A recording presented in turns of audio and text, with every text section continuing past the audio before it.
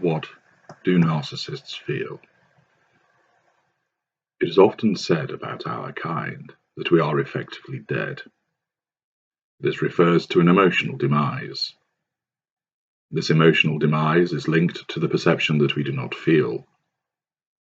This state of emotional deadness is also connected to the concept that our kind feel empty, that there is a vast chasm inside of us, a howling wilderness where there is nothing. If we are emotionally dead, what caused that? Who or what might the slayer be? Is there any prospect of resurrection? Do we feel nothing? Is there this all-pervading sense of nothingness inside of us? I am not emotionally dead. Why do I say this? It is because I do feel things. I feel the burning harshness that flows from any criticism of me. I feel jealousy when people are listening to somebody else in the group and not me. I feel envy when I see a car that is superior to mine. I feel frustration when I am not causing someone to do as I want. I feel hatred for those who have turned against me, and through their perfidious treachery they seek to do me harm. I feel the fury when I respond to the criticism. Those feelings are strong, visceral, and real. I also feel power. I feel that familiar surge as the first flames of power sparking to life, brought into being by the application of fuel, and then they grow. The surging sensation increases and courses through me, invigorating me and edifying me. It drives me forward, causes me to feel like I am bursting, as it enables me to shine, to dazzle, and to perform. The intensity of this feeling is substantial, and not only is it necessary for me to feel like this, it is addictive. What then of those other emotions, sadness, joy, happiness, fear, concern, compassion, and so forth? Where are those emotions? They are absent. I do not feel them. I have seen in those around me certain responses, and listened to people describe them, so I know that what happiness looks like, and I know, or gauge, what it feels like to you, but I do not feel it. It is clear to me that when you are happy, I feel powerful. When you feel joy, I feel a greater sense of power. Accordingly, it is correct to state that in respect of those emotions, I am dead. Or is that entirely accurate? For something to die, it must first have once lived. Something must have been there to begin with, and then have vanished, been obliterated or removed. Was I once happy, and then the capacity to be happy was taken away from me? Who removed it? Was it the act of someone else?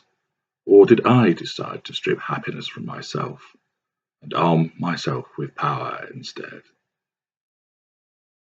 Then again, is it the case that certain elements of my emotional spectrum are not dead at all, but instead I have experienced some kind of emotional paralysis? Are those emotions somewhere, but they have been halted, capped, muted?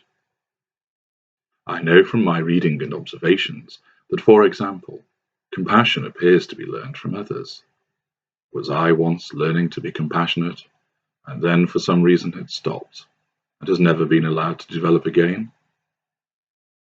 Was I once able to experience joy, but then that was stunted, and halted, and kept from me? Alternatively, it might be that with regard to certain emotions, I am neither emotionally dead or emotionally paralyzed. In both those instances, it must follow that the emotion was once there, but has either been removed, death, or halted, paralysis. What if the emotion was never there to begin with? What if I was created without the capacity for joy, for sadness, or for compassion? What if I was created in a different way?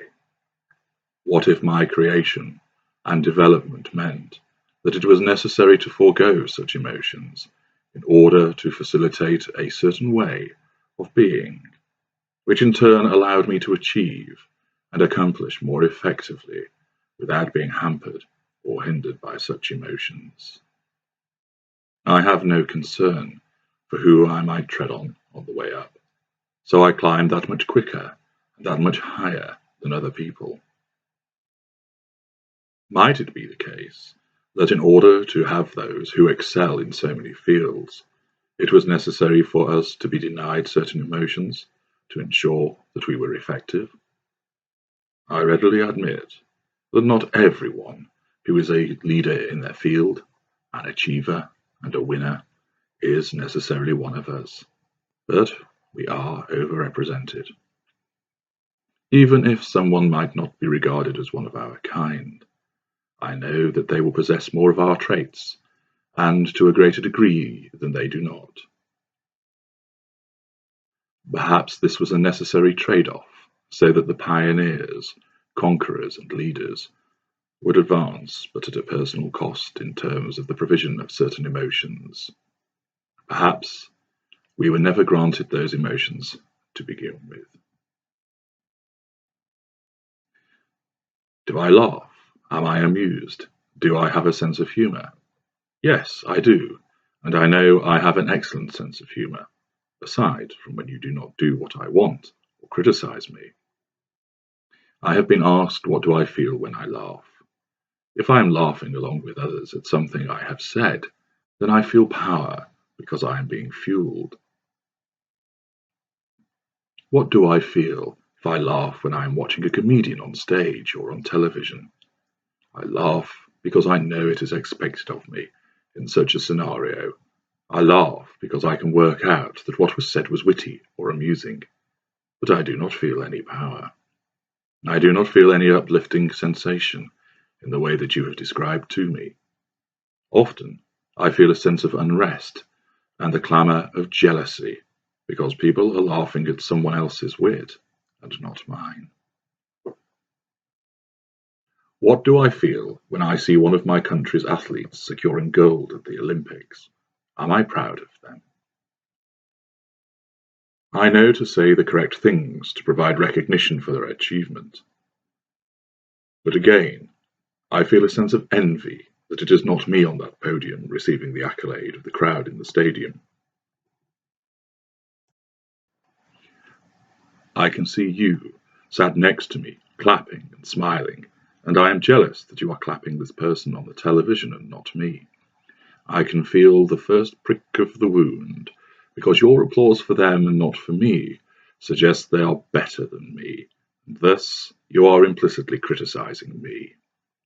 I feel the need to tell you about my sporting achievements, so you give me praise, and thus the criticism is abated before it has caused too much damage and before my fury is ignited. I may instead allow the fury to ignite and find some way of lashing out at you so you react and provide me with your attention through being hurt and upset. This is why, on so many occasions, you will be doing something with us that is pleasant and enjoyable, and then, in the blink of an eye, an argument has come out of nowhere, or a brag or a boast appears linked to what we are doing. I cannot feel happy for that athlete. I can acknowledge the achievement because he is a winner, and I too love to win. I will acknowledge the achievement and apply what I have learned in order to show the correct feelings if I am in a situation where it would not be appropriate to unleash some heated fury. For instance, if it would crack my facade. But I will be desperate to bring the conversation or attention onto me by remarking how I won gold in the county championships as a teenager, or start talking about my latest achievement at work. What do I feel when I see an advert for a charity on the television? Am I moved by the images and the mournful accompanying soundtrack? Do I feel pity, sympathy, and compassion? No, I do not. I feel nothing.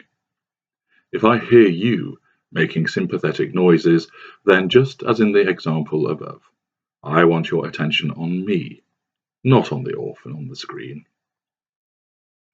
I may comment about my charitable work, so you praise me. I may pass a scathing remark about how it is a waste of money, because very little of the money donated actually reaches the person who needs it, the bulk of the money being swallowed up by administrative and advertising costs in order to make you react and thus donate. I may go even further and blame the subject of the charitable activities as culpable for their own predicament in order to bring a heightened emotional reaction from you at my callous remarks. I do feel. I feel many emotions: anger, hatred, shame, jealousy, and there are many emotions which I do not feel at all. I also do feel a sense of emptiness, which I seek to fill through the sensation of power. I need to fill up with this power to remove this sense of emptiness. This emptiness makes me feel uneasy and unsettled. I feel like I am disappearing, and that by gathering fuel to make me powerful, I am asserting my existence again. I am recognized, venerated, and lauded. I know what I feel. I also know what I do not feel. I have an awareness and a growing understanding of why I feel as I do. I have an awareness as to why I must act as I do with regard to those feelings. I am ascertaining and working out why I feel in a different fashion to you. I understand my need for power and what it does for me. I understand the effects of this power and the consequences of how it is generated. I am not the walking dead, but I am walking towards something.